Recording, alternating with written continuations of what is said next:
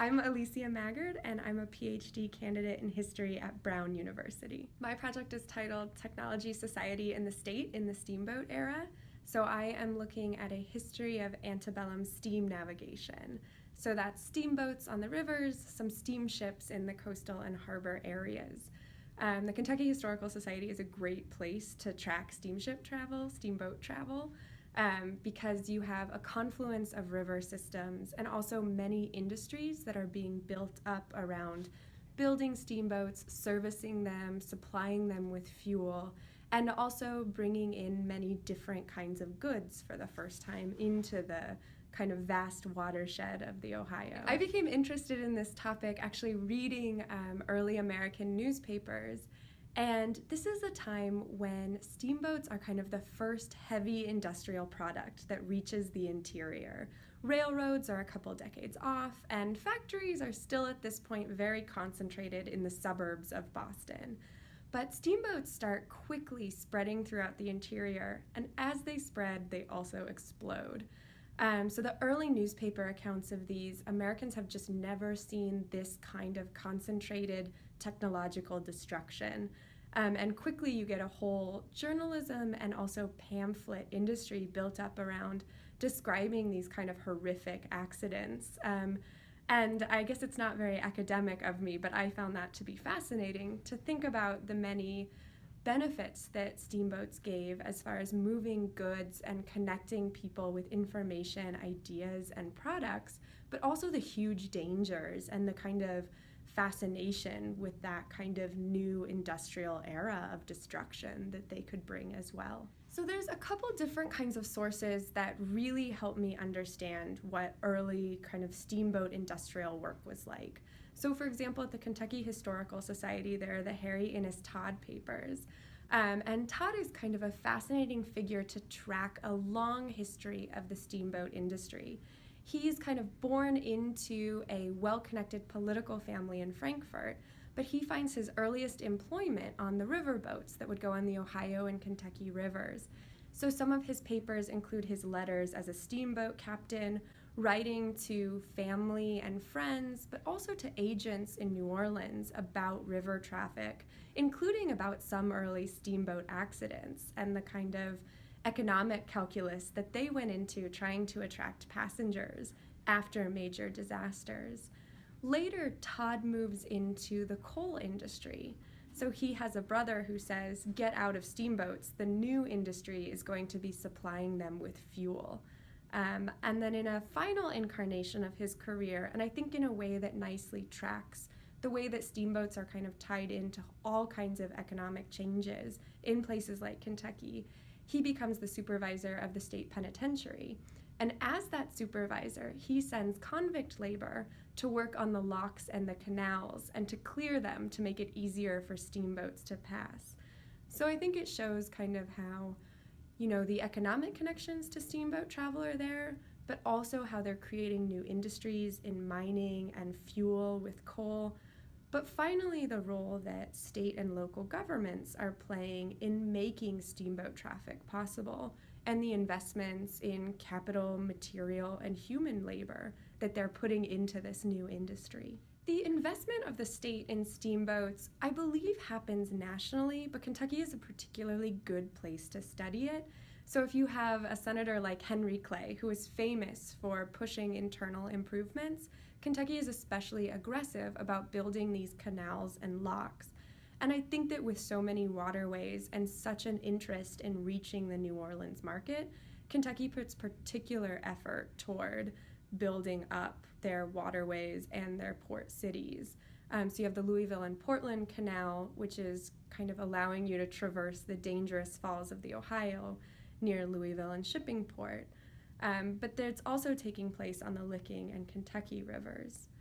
On a national story, I think steamboats are particularly interesting because the waterways that they travel, it is the state that makes these public waterways. So it is the state that is invested in clearing them of snags, in making sure that harbors and river ports don't silt up, in defending that they are public ways.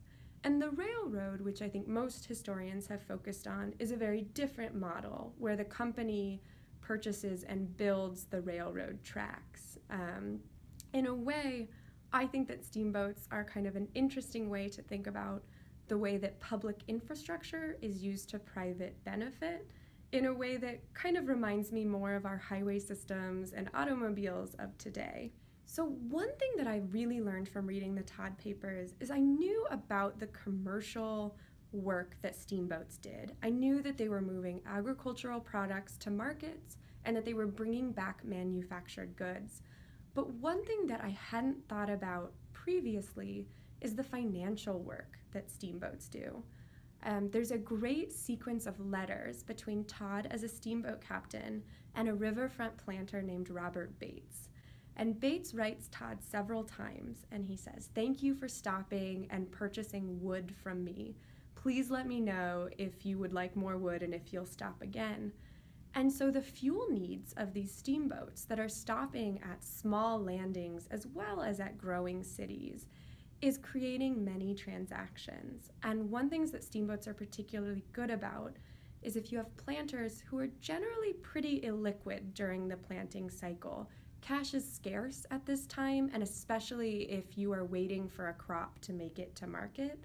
But a steamboat purchasing small lots of wood for fuel is injecting cash into local economies and becomes part of the financial strategies of people like Robert Bates. There's another good example in the Alexander family papers. The Alexander family is a kind of combination of Kentucky and Scottish gentry, if you will. And they open what's called the Idrie Furnace. And one thing that this furnace is doing is as it's working toward producing iron, a lot of the kind of sustaining early transactions are fueling steamboats, selling coal to the riverboats that pass, and doing small repair work. And the foreman of the Idrie Furnace writes to one of the Alexander family members, the owner, and says, when the river's blocked, they have a very hard time paying their labor force because it's the small bills that steamboat captains use to pay for small repairs or for loads of coal that really grease the wheels of the kind of local labor economy. So those were two instances of the small transactions that steamboats are bringing on river systems throughout the interior that are changing the productive strategies and also the access to cash, which has kind of led me to reconsider those especially fuel regimes that are starting to become important in the interior. My time here was really productive looking at sources, but it was also really helpful to give the presentation. I think that when you do research, you're so much in your own head and there's so many directions that you're unsure about, but getting the feedback from the other historians in residence here and hearing the way that things that I was seeing in the steam navigation industry were resonating with what might be seen in the arms industry during the Civil War, and thinking about the way that it was suggested that places like Frankfurt become intentional choke points, the way that keeping different kinds of traffic stopping at your city. And I think that just having that opportunity to zoom back from a certain industry and to think about what is taking place in the development of Kentucky, but also in antebellum America as a whole, gave me new purchase on areas of my topic that might have greater resonance with American history generally and made me kind of more excited to follow those leads. So one thing that I found here that I felt like was a diamond in the rough was I knew that steamboats themselves had a very short life with the explosions, the dangers of the river, and to be honest, the cheap construction, that they were low capital investments. Most of them only lasted about 4 or 5 years. But the engines and boilers are different. These are expensive. In antebellum dollars, they're about $10,000. And if a whole steamboat runs you only $15,000 or $16,000, you can tell where the real money is being spent. And these are usually cast iron. But those are being salvaged. So if a boat is retired or if it explodes or sinks, often they are pulling those engines and boilers out, and there becomes a robust second-hand market. And so the Idrie furnace purchases for their works a second-hand engine, and they repurpose it from running steamboats to running their foundry. So that was a really exciting find for me. And there's a second reference at the Kentucky Historical Society in the John McCure papers, where he is corresponding with somebody who has purchased an engine for a sawmill, and he's basically going broke. But he's not worried because he thinks he can resell that engine to the railroad that's coming through town. So these were things that I imagined with how expensive engines were and how short-lived the actual boat vessel was, that they must be reselling these. So that was a really exciting lead to find here, and I followed it at the Filson Historical Society in Louisville. And there I found the Jefferson steam engine manufactory, and it was in their financial accounts, and I had to brush up on my antebellum bookkeeping. But in the ledgers and the accounts, I found them repairing engines, buying broken pieces, fixing and reselling them. And this is interesting for me, thinking about explosions and the number of old engines and secondhand and shoddily treated. But it's also interesting on kind of a second emphasis of my research, which is to say that alongside the steamboat, you had to have the industrial knowledge for how to repair them and how to operate them. And I see them as agents that diffused technical knowledge in early America. So in places like Lexington or in places like Louisville, all of a sudden these machine repair shops start up to service the steamboats, and that's really how they make their money in the early years. But after a couple years of working on steamboats, they get the technical know-how, and also they start to build up solid capital reserves. All of a sudden, they start building their own engines and boilers. And the Jefferson Foundry in particular starts to, in the off-season, when steamboats aren't regularly traveling the rivers, so in the winter when they're frozen up, they have a very robust trade with New Orleans sugar makers, sugar planters, and they start building and selling sugar mills to planters in New Orleans.